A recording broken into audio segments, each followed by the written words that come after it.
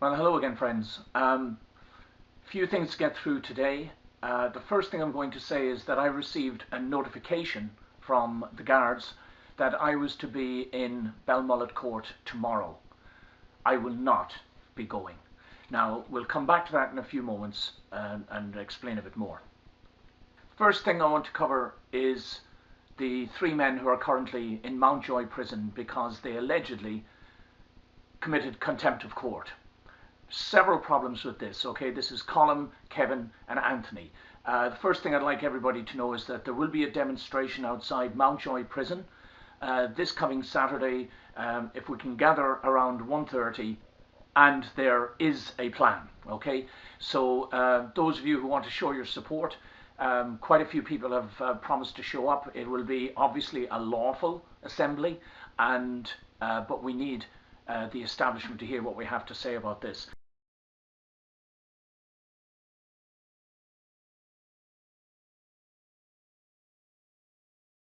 Now, when Colin and Kevin and Anthony were arrested and jailed, we looked at the law and we sent in notification. We formally served notification on Judge Leonie Reynolds, daughter of previous Taoiseach Albert Reynolds. Not that there's any political connection, of course, between our judges getting appointed and political parties. But anyway, that matter aside for the moment, she was officially served with documents that, first of all, established that there were multiple frauds in this case, not to mention the original assault on the property by mercenaries and paramilitaries from the north, which was a completely unlawful act.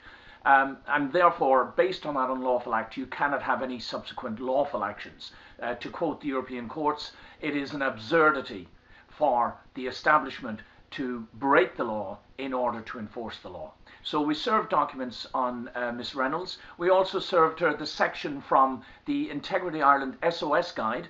There's a 5-page section in the middle of this book about contempt of court. So she's under no illusions whatsoever that she did not have the authority nor the jurisdiction under the law to jail these men. Now, we served this notice on her. The first thing that happened, as usual, is the registrars and the lackeys and the toadies up there in the forecourts tried to block the service.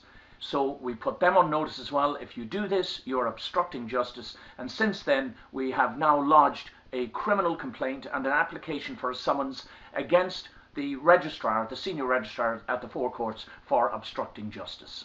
There has been no response or acknowledgement to those documents. The main thing to note here, guys, is that Justice Leonie Reynolds now has no excuse for keeping these men in jail. They are doing a very brave thing, and they're doing it for all of us. They're doing it for everybody who's got distressed mortgages and properties and the like, where the banks are breaking the law in order to repossess properties. Now, very briefly, the virus. Okay, now look. Because I don't want this video, there's too much important stuff in this video. I don't want it to be taken down by so-called fact checkers that may or may not be getting sponsored by the people who are pushing the, let's call it the COVID-19 narrative, okay? I will just say this. If you are not asking questions and if you are not doing research into what is going on, then you are the problem. Now, I can understand how many people who are working for the establishment or who don't have the time to do the research are getting bombarded by all of this information coming across the mainstream media, okay? And all of this, the rollout of testing and vaccines and everything. Look, there are certain questions we should all be asking. Now, all I'm saying is ask the question, do the research. For example, number one, can you put a patent on a natural thing? Well, the answer to that is no, you can't. So then the question has to be asked, who owns all these patents on this coronavirus? Check it out. Another question, what is the causative agent of COVID-19? Can anyone tell us? Does anybody know? Well, if this is an issue, the question has to be raised, well, first of all, how on earth can we be testing for something that we can't properly identify, first of all? Using tests that weren't designed for that, secondly. And thirdly, how can we possibly be rolling out vaccines for something that we still haven't identified the causative agent?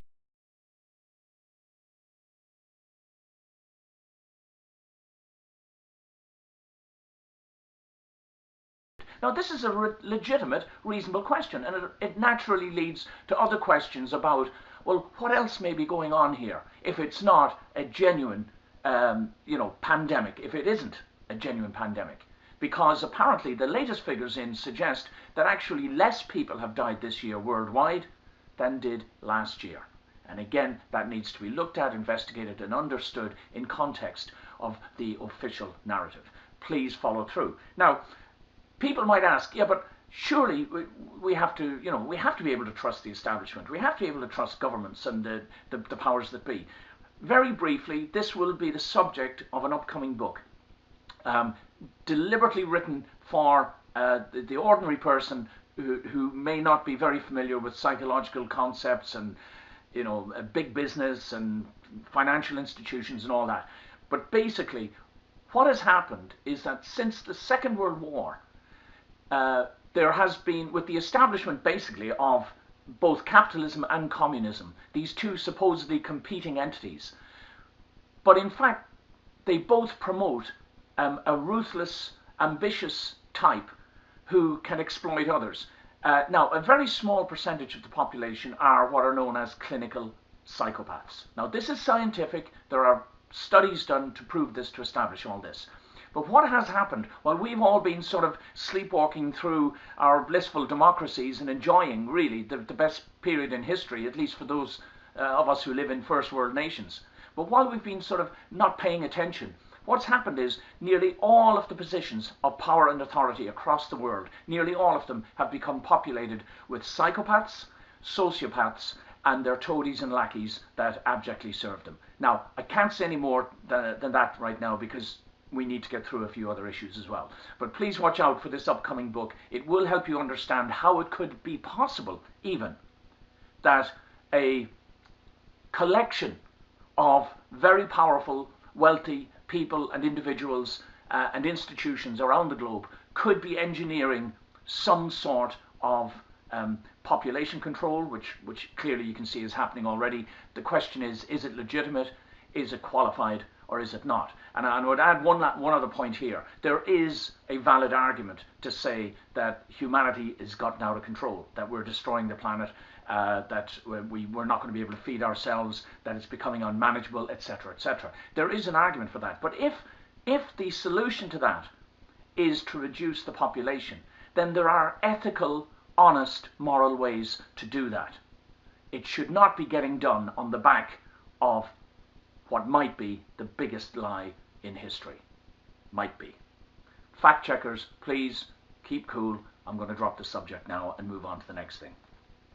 Okay, back to the famous book, Criminality in the Irish Courts and the Absence of the Rule of Law. Now, guys, first thing I'll say to you is this. Do not be put off. If you try to go and buy this book online, just put your credit card details in and they have to send it to you. Don't take any notice of them telling you it's out of stock, it's not available, it's out of print.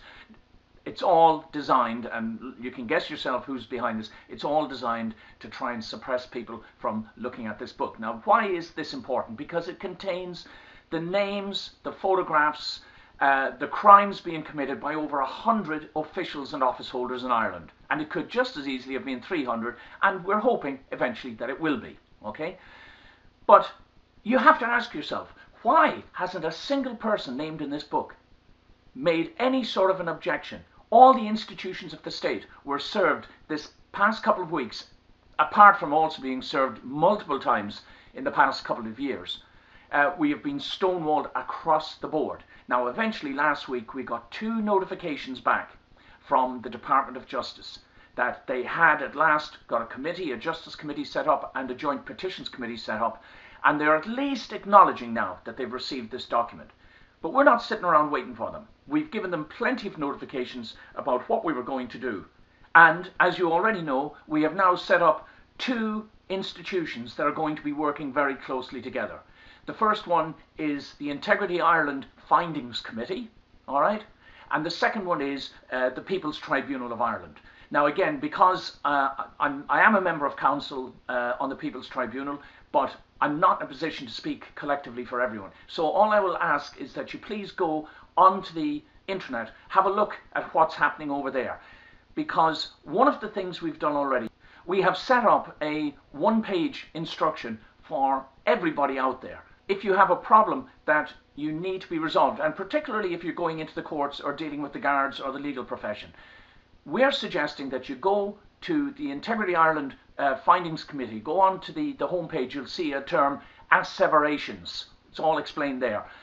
Go in there and look, and there's simple instructions where anybody in this country can just produce their own research document. Now, I won't go into the instructions now, but it's really straightforward and actually very simple. Just one page, it's all you got to read, and then you send that document back to us. We will then put it in front of the committee, or we will send it over to the People's Tribunal for the Council to examine and approve, hopefully. Once it's approved, that document can be served on any other agent of the state, including the courts, because we are the only two institutes in this state at the moment that are associated with the justice system. We're the only two institutes that are actually abiding by the rule of law.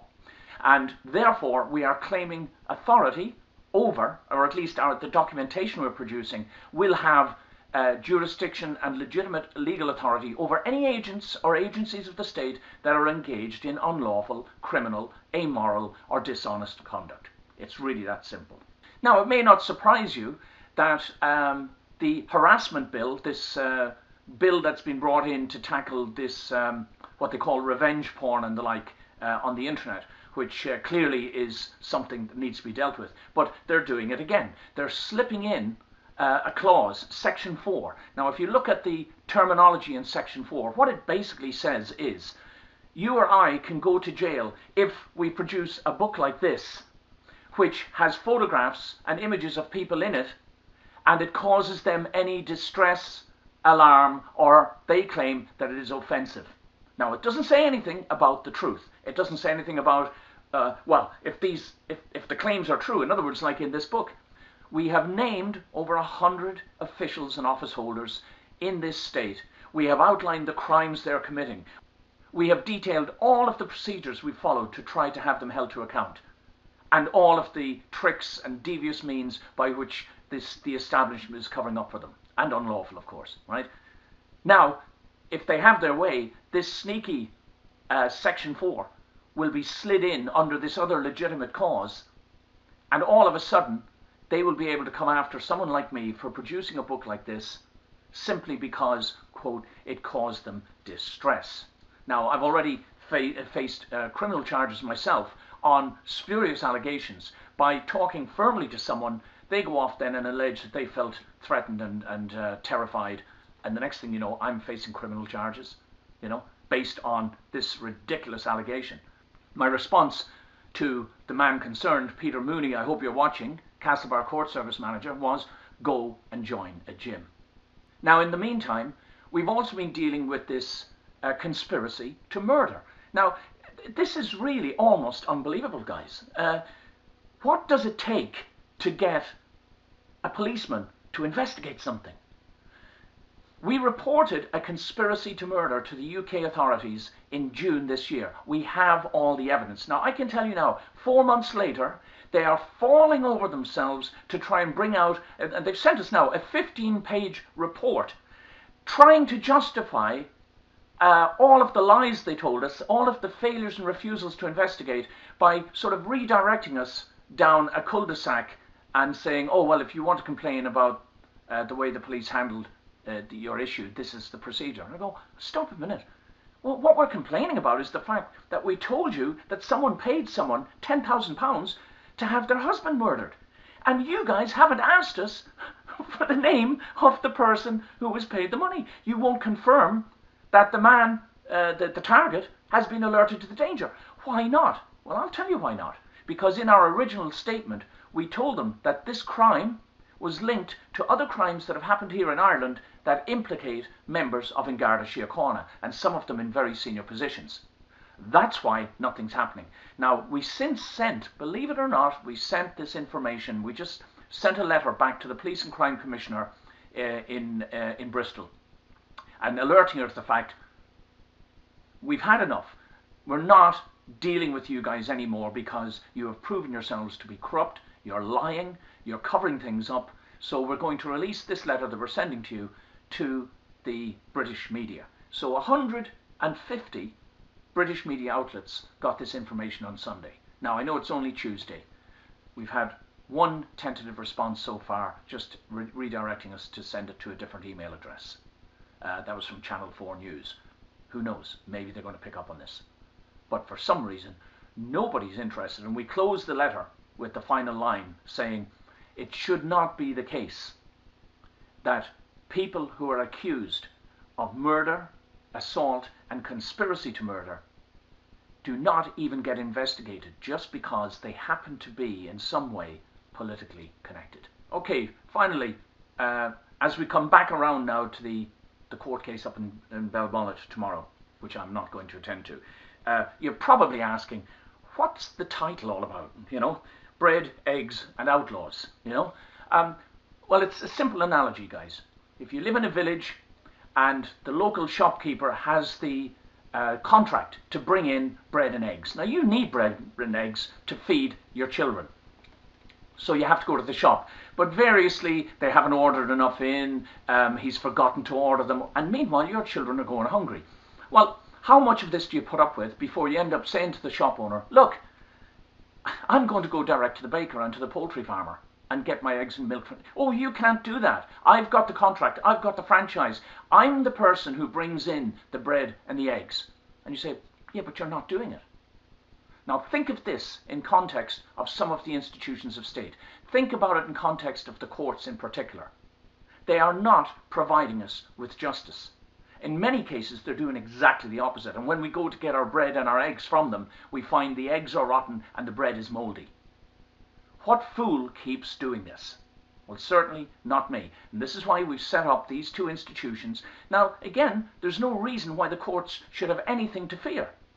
And it's not only going to be the courts. We've already put, like I said, we put the whole of the establishment on notice that if they lie to us, if they deceive us, if they perjure themselves, if, you know, and all the other tricks and deceptions that are going on, we will set up parallel institutions, not in competition with them, but to correct all the wrongs that they're committing. And this is what we're doing with the courts, the IDF, the People's Tribunal, and the Integrity Ireland Findings Committee. We're not going up against the courts per se. We are just stopping the miscreants, the rogues, the liars, the serial, career miscreants from abusing you as a member of the public by serving these documents, these notices on them that nail the goalposts down. No more moving the goalposts. When you go into court now, you walk in with one of these asseverations and you hand them in, or one of these determinations, and you hand them in, and it stops them doing all the usual trickery and everything. Okay? Their only alternative is to try and ignore these documents, which they've been trying to do, or they have to challenge our authenticity, our credibility, the foundation documents that we were set up on, and answer the question as to what's going to happen to these 100 people that have been named, accused, and with the crimes proven in these books.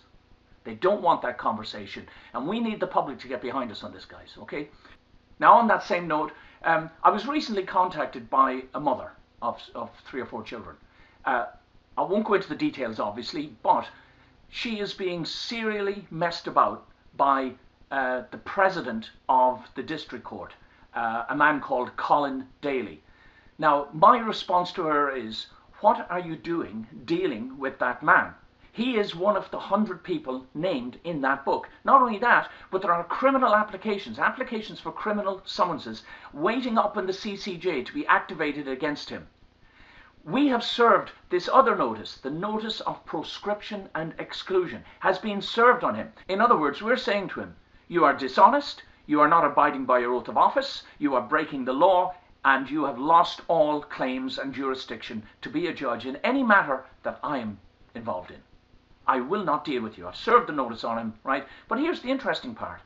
Anybody out there can use these notices. Now, it's in the back page in the book. I believe we also have it up on the Integrity website, the Integrity Ireland website, as a single page that you can just download, print off, sign it yourself. Now, obviously, it'll help if you've read the book because you'll know who you're dealing with. But any of the 100 people mentioned in that book, and that list is already getting much, much longer. The next publication we have will have a lot more of them in it. But anybody named on that list, any one of those 100 people, you do not have to have any dealings with them. Now, this is absolutely lawful. There is nothing they can do about it. If you walk in and serve the notice and say, sorry, I'm not dealing with you because it has been proven in these publications that you are a crook and a rogue and a dishonest person and, frankly, a criminal. We're not dealing with you. We've got to start doing this, but instead we keep going back cap in hand to them, cap in hand. Oh, let's go and ask them. Stop asking. Start telling, okay? And if we get enough people behind us, we will actually end up with parallel institutions to most of the agencies of the state, where people can come to us first, get legal clarity, and then go back into the institutions of the state with the paperwork ready to nail them down and stop all of this criminality ongoing. So finally, we come back to the court hearing in Belmullet tomorrow. Now, I understand people are saying to me, are you, let's get this right, Stephen, are you saying you're not going? Like, you're just not going? Yes, exactly what I'm saying. And it's on all of the reasons that we've discussed in this video. Because I don't even know, because they haven't told me what's the issue there. I got a letter requiring me to be in Belmullet Court tomorrow. Well, I wrote back to the Garda Sergeant and I said, okay, would you please explain to me what's this all about? Maybe you could explain to me if any of the people named in this book are involved in this, because if they are, I can't legally and lawfully deal with them. They've been served with this notice. They're off the charts. We just don't deal with them. Thirdly, who's the judge? Because if they're in this book, or if they're on the list I've sent to the presidents of the various courts, I'm not dealing with them either until these criminal matters are dealt with. I also asked what's happened to the applications I've made up in the CCJ over a year ago now. Over a year ago. Why haven't they been processed? Just dumb silence. Well, listen, am I missing something here? I thought justice was for all. I thought we were all equal under the law according to our Constitution.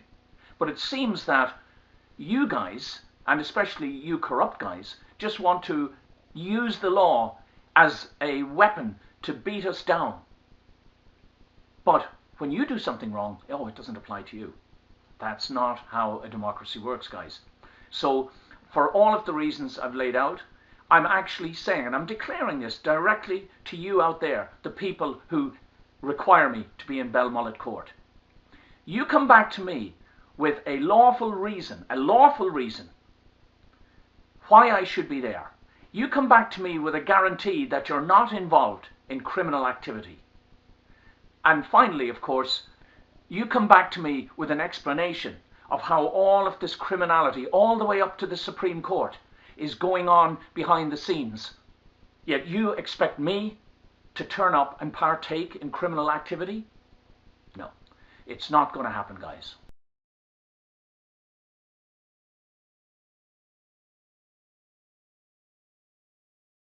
Thank you for listening, guys.